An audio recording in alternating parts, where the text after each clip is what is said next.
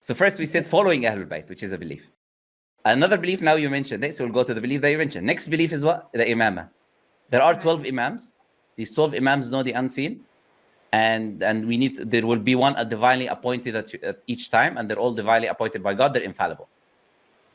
Right. Is there any verse, just one, I'm being nice, one verse. Is there any verse in the entire Quran that mentions that? Not explicitly. Implicitly. You're welcome. Where? Show me. Implicitly? No, I don't have implicitly too. Not explicitly nor implicitly. There's no 12 Imams at all mentioned in the Quran. No. In any way, shape, or form. Okay. No. So the second belief of the Shia now is not there.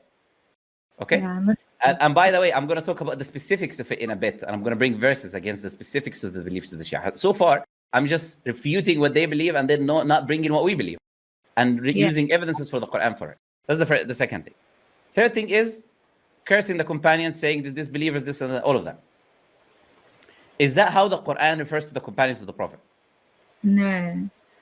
Does the Quran in any verse say that all of the companions are disbelievers and evil people and enemies? Is there any verse like this?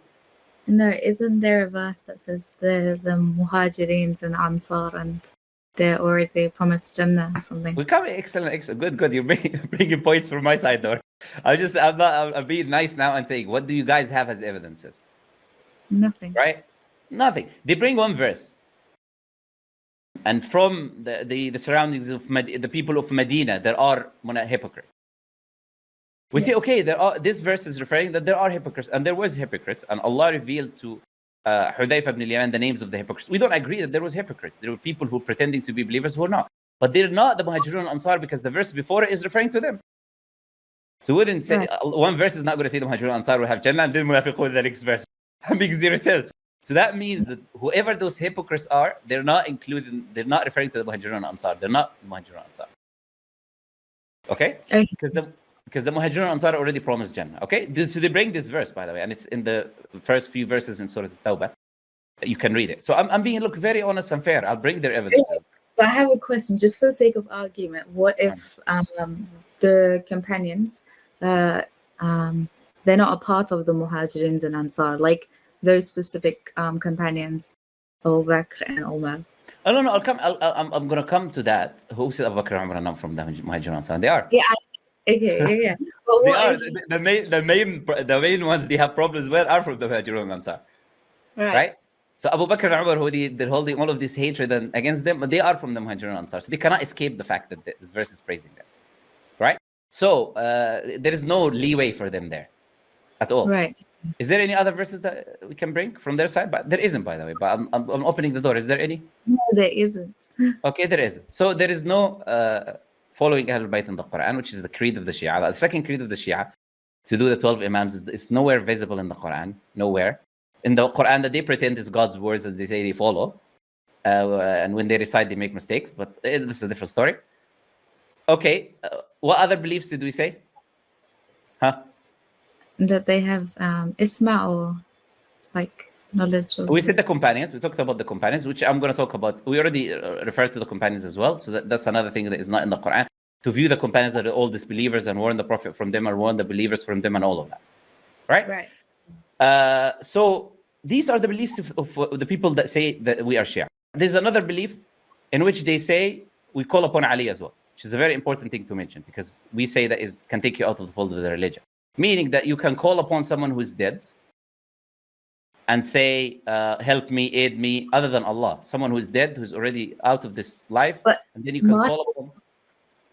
sorry to interrupt. Yes, I'm going to come. You're going to mention their evidence now. Don't worry. I'm going to listen to it very carefully and be happy to listen to it. So first they say, that's another belief, is that you can call upon someone who's dead and ask for help from them. Correct? We say now, is there anywhere in the Quran that teaches you to do that or says you can do that or you should do that to Ali or any of the Imams or anyone, even the Prophet? No. But they would... Wait, isn't the in the Quran when someone Allah says to Prophet Muhammad, if someone comes to you and asks you help, and then he says, Allah is all forgiving, all merciful. Yes. Along those lines. I don't know the exact. Yeah. واستغفر لهم الرسول لوجدوا الله توابا رحيما in chapter 4 of the Quran. I know the verse that you're referring to, but it's saying come to you. إذ جاءوك, they came to you. And إذ is used for the past tense because they didn't come. So it's referring to something in the past tense. And it is coming to physically coming to the Prophet ﷺ himself. But right now, they don't go to the Prophet anyways. So this verse doesn't support them because they go to Ali, they don't go to the Prophet. They say you can go to Prophet Muhammad, the prophets as well. No, I'm not saying what they say. I'm saying what they do. Now, if I were... First, I responded by saying this verse is referring to past tense, number one. It's referring to going to the Prophet where he's alive. And it's referring to the Prophet seeking forgiveness for you, and the Prophet is not here today to seek forgiveness for you.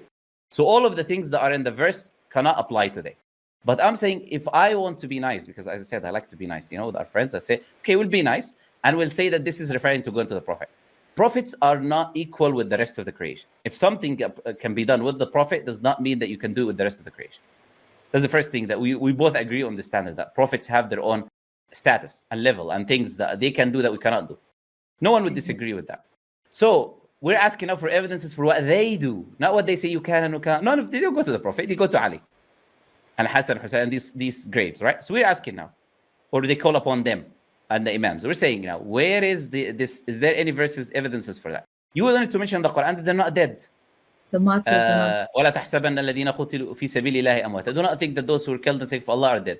بل أحياء عند ربهم يرزقون. They're alive. Right. But Allah says عند. Do you know what عند means in the Arabic language? No. With. عند, with their Lord. So they're not with you. They're not in this life. They're not in this world. They're in the barzakh. Okay. So they have a different life. So if they are عند for the fiyya, for the place, and they are with their Lord, not with you, then you cannot be talking to them. Okay. I've grown up under the impression that the Imams are with you and observe you. But this verse doesn't say anything about that. Do you know who's with you and who observes you? Allah. Allah. So the truth is, now you're revealing the truth that Shias worship the 12 Imams and they give the characteristics of Allah to them now. And I'm going to highlight this now, right? I'm just refuting, as I said, the beliefs, and I'm going to come to highlighting now the problems now, one by one. I just hope I don't miss any points, right? So if I miss something, remind me so I can refute it. Okay, so this is the case. There is nothing in the Quran that would say you can do this. So let's start with this. Now let's start with refutations and given the opposite position, which is our position. Our position is the only person you can call upon is who? Allah. Allah. Now the position of the Muslims, I'm not going to even use the term Sunnis, the Muslims, because the Muslims are those who follow the Quran. Right. So we look at the Quran. What does the Quran say? The Quran says to call upon Allah Azza wa Jal, Allah. Allah Azza wa Jal says in the Quran, وَمَا أُمِرُوا, they were only commanded. وَمَا أُمِرُوا إِلَّا لِيَعْبُدُوا اللَّهَ مُخْلِصِينَ اللَّهُ, to worship Allah Azza wa Jal, Allah, not to associate anyone with Him. Allah Azza wa Jal says, إِدْعُونِي, call upon me. أَسْتَجِبْ لَكُمْ, I will answer you. Allah doesn't say to call anyone other than Him. Then Allah Azza wa Jal says, إِنَّ الَّذِينَ تَدْعُونَ مِن دُونِ اللَّهِ, those who you call upon other than Allah, عِبَادٌ أَمْثَالُكُمْ, they're servants like you. فَادْعُوهُمْ فَلْيَسْتَجِيبُوا لَكُمْ إِن كُنتُمْ صَادِقِينَ, call upon them and let them help you if you're truthful. Do they have hands they're walking, they're using, they have legs they're walking? They're not alive, they're dead. Those people you're calling upon other than Allah. Then Allah Azza wa Jal also says in the Quran, وَمَنْ أَضَلُّ مِمَّنْ يَدْعُو مِن دُونِ اللَّهِ, who is more misguided, the one who calls other than Allah. Anyone other than Allah. Min duni Allahi means other than Allah. Anyone else, including the prophets. Yeah. Allah says, who is more misguided, the one who calls other than Allah? مَنْ لَا يَسْتَجِيبُ لَهُ إِلَى يَوْمِ الْقِيَامَةِ, they're not going to respond to you until the day of judgment. But وَهُمْ عَنْ دُعَائِهِمْ Shias say that they don't call upon others. They say they call upon on using their high status in front of the eyes of Allah. Do they say Ya Ali?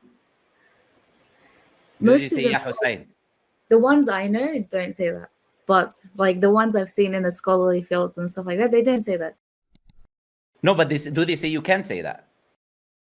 Some of them have more leeway. Others say no, you can't say it. So, because you can go to the Husayniyat and hear them say Ya Ali 24 or Ya Hussein 24/7, right? Yeah, you can. Yeah. So the fact is, we're saying is they wouldn't say you cannot do this, even if you said they're not doing it. Majority of them, many of them doing it. Maybe the ones around you don't, but they say you can do it. So if they all agree and say this is association, shirk, then we don't need to discuss this. We're only discussing it because it exists for them. And Allah Azza wa Jal says, to finish the verse, who's more misguided than who calls other than Allah? and they are unaware of you calling upon them. وَإِذَا حُشِرَ النَّاسُ كَانُوا لَهُمْ أَعْدَاءً. And when Allah resurrects the people and gathers them, they will be your enemy. The people you're calling upon them, they will be your enemy. وَكَانُوا بِعِبَادَتِهِمْ كَافِرِينَ. And they will disavow in your worship. So Allah called calling upon someone is worship. Yeah, but Allah said, yeah. so they say that calling for intercession is like going to a doctor. But step by step, you- first step by step. I'll mention this verse. Allah Azza wa Jal says, ادعوني أستجب لكم. Call upon me, I will answer you. إن الذين يستكبرون عن عبادتي. Those who shy away or turn away from my worship. So Allah called calling upon Allah worship. Now you're giving me examples, go to the doctor, go to the friend. I'm giving you Quranic verses. The Yeah. Shia can go up and down, bring me all of their. I'm not interested in what they have to say. I'm interested in what my Lord said to me, that they claim they believe in. Okay. Right? So now we're saying you can bring all the examples. You go to the doctor, you go to your friend, you go to your uncle. That's your business, you know. I'm saying right now, using the Quran, the revelation, the guidance that came from Allah Azza wa Jal. What does it say about calling upon other than Allah? This is what it says. Allah says to the Prophet ﷺ, إِنَّكَ لَا تُسْمِعُ الْمَوْتَى. You cannot make the dead hear. You Right. cannot make the dead hear. Allah explicitly mentions in the Quran that the dead don't hear. The dead don't hear. There's an exception where Allah made the dead people hear one time with the Prophet ﷺ. That doesn't mean that this happens regularly. We're not talking about exceptions to the rule. We're talking about generally. The dead people don't hear. But Now, isn't what is more? Now I'm taking you a next level. Now, what is the problematic thing about calling upon someone who's dead? Now, after all mentioning all of these verses of the Quran, what is the problematic? The problematic thing is this: is that you say that that person, whoever they are, can hear all voices in the same time, because all of us are doing calling upon them in the same time. that's right. Can understand all languages, Yes. because all of us are speaking different languages. Even the Arabic that we're using today is not the same Arabic that Ali was using. Yeah. So you're giving them characteristics of Allah. You're saying that person who's dead never dies, which is a characteristic of Allah.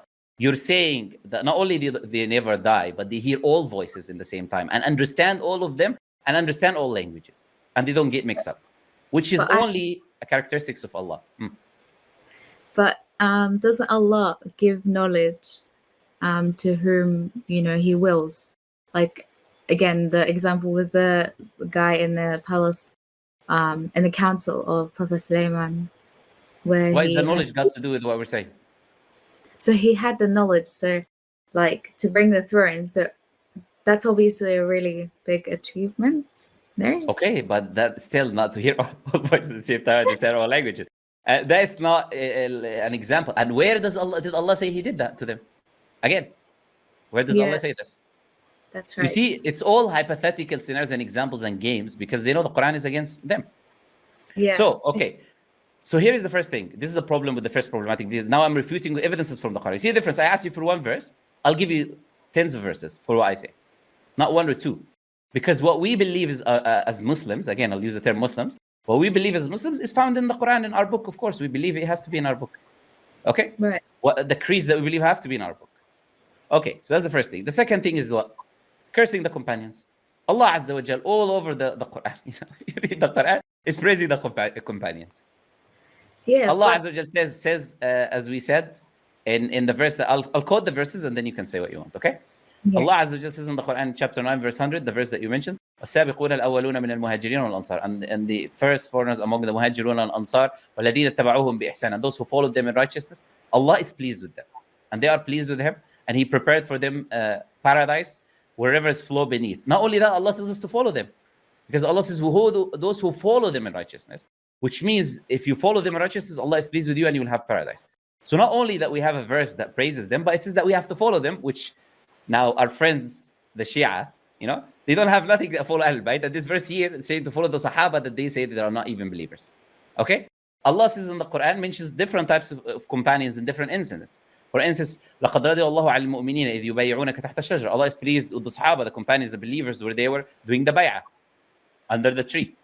So Allah Azza wa Jal says, Muhammadun Rasulullah, Prophet Muhammad is the messenger of Allah. وَالَّذِينَ مَعْهُ, those who are with him. General, Allah is saying generally, those who are with him.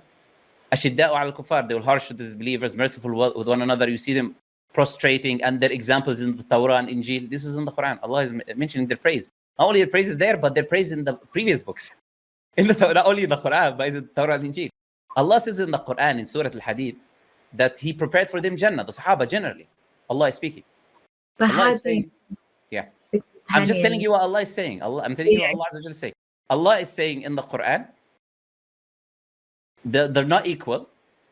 Those who fought before the migration of Mecca and those who did after.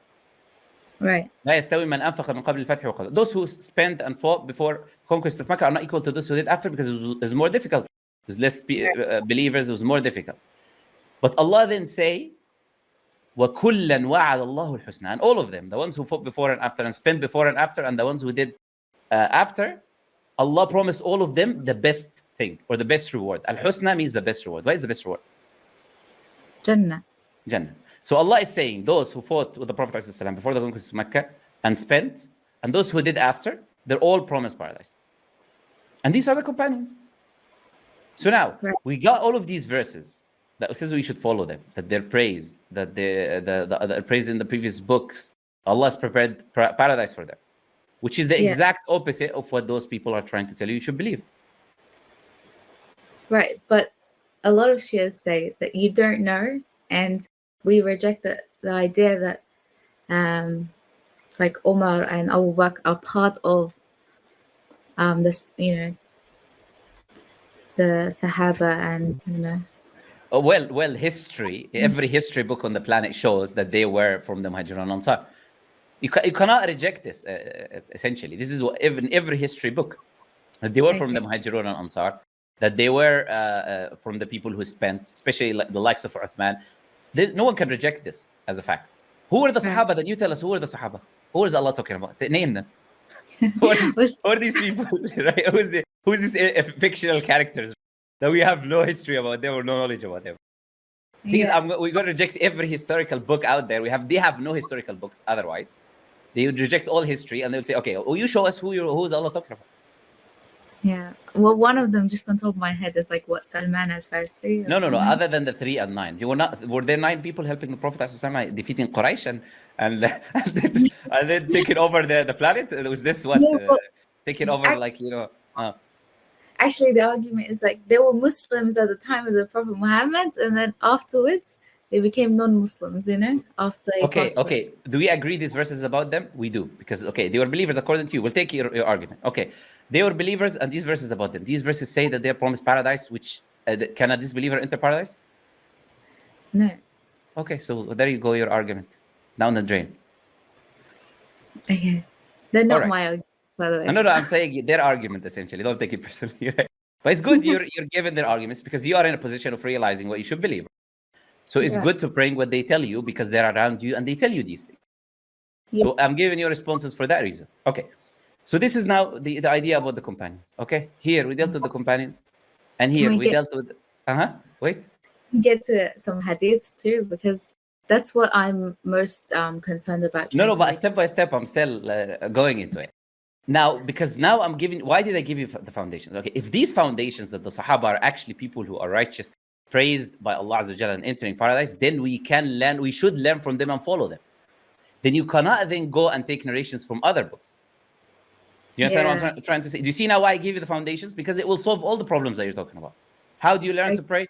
How are you supposed to follow? That solves all of the other minor details that you're bringing. That's why I deal with the root of the story.